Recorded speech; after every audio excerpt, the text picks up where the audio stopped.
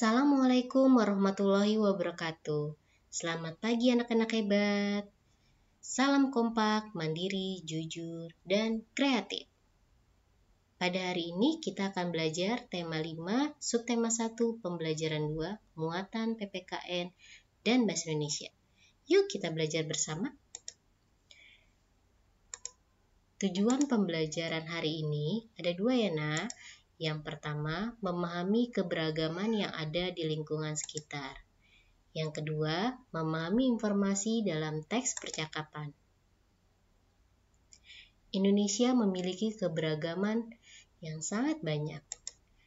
Indonesia memiliki lebih dari 300 kelompok etnik atau suku bangsa, lebih tepatnya terdapat 1.340 suku bangsa di tanah air menurut sensus BPS tahun 2010.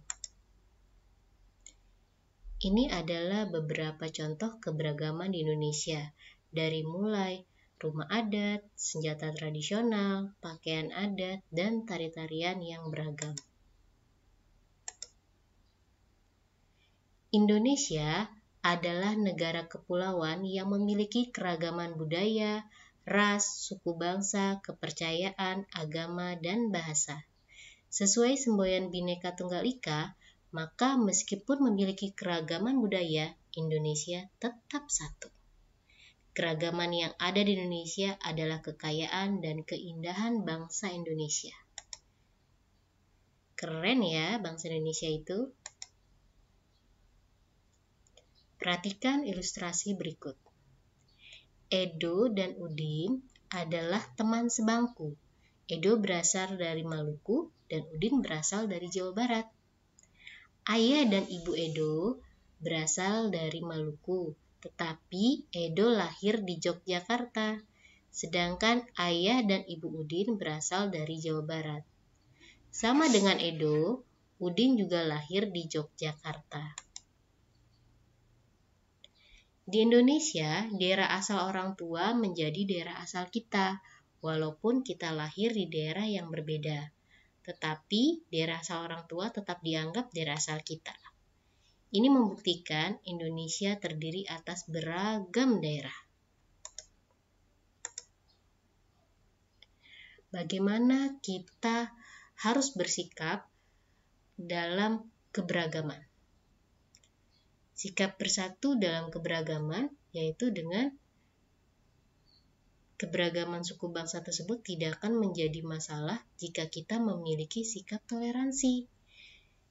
Apa itu sikap toleransi? Seperti menghargai keberagaman, menerima keberagaman, hidup berdampingan dengan baik, dan selalu berpikir keberagaman bukan pembeda, tapi pemersatu bangsa. Perhatikan, Bu Guru mempunyai 2 tokoh. Yang pertama adalah Lani. Lani berasal dari suku Ambon. Yang kedua Udin berasal dari suku Sunda.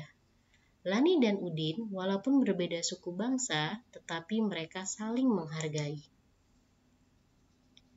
Kita simak yuk percakapan Lani dan Udin. Lani, wah, udara terasa dingin ya, dan sinar matahari tidak begitu menyengat. Udin, benar kamu Lani, awan hitam juga banyak sehingga langit tampak gelap. Lani, sepertinya hari ini akan turun hujan lebat. Udin, iya Lani, ini sesuai dengan perkiraan cuaca BMKG hari ini yang aku lihat di televisi tadi pagi. Lani, wah, perkiraan cuaca yang dilakukan oleh BMKG memang akurat. Udin, mereka memang sudah berpengalaman, Lani. BMKG akan memperkirakan cuaca berdasarkan pengukuran kelembapan udara, suhu udara, tekanan udara, dan kecepatan angin di suatu tempat. Lani, oh begitu ya, jadi cuaca di setiap daerah berbeda-beda ya. Udin, benar Lani, cuaca di setiap daerah tergantung bagaimana keadaan dari udara di setiap daerah tersebut. Yang tadi kalian saksikan adalah contoh teks percakapan. Pada teks percakapan, terdapat 2 atau lebih tokoh yang bercakap-cakap. Di teks percakapan sebelumnya, itu ada 2 tokoh, yaitu Udin dan Lani. Jika berperan sebagai penyimak percakapan, perhatikan apa yang disampaikan masing-masing tokoh dengan saksama, supaya kita bisa mendapatkan informasi dari teks percakapan tersebut.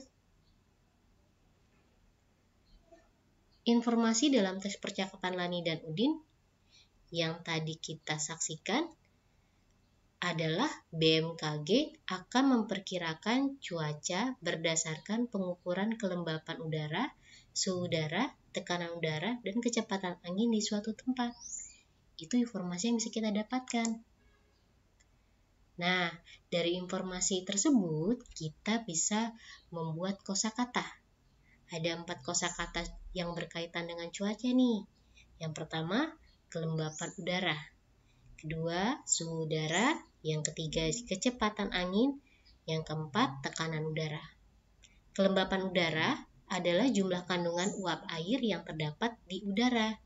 Suhu udara adalah ukuran panas dinginnya permukaan bumi dan atmosfer bumi. Kecepatan angin adalah jarak tempuh angin atau pergerakan udara. Tekanan udara adalah tekanan yang ada pada suatu lokasi yang disebabkan oleh berat dari udara yang ditarik oleh gravitasi ke permukaan bumi. Nah, mudah-mudahan kalian sudah paham ya tentang materi hari ini. Terima kasih, sampai jumpa lagi.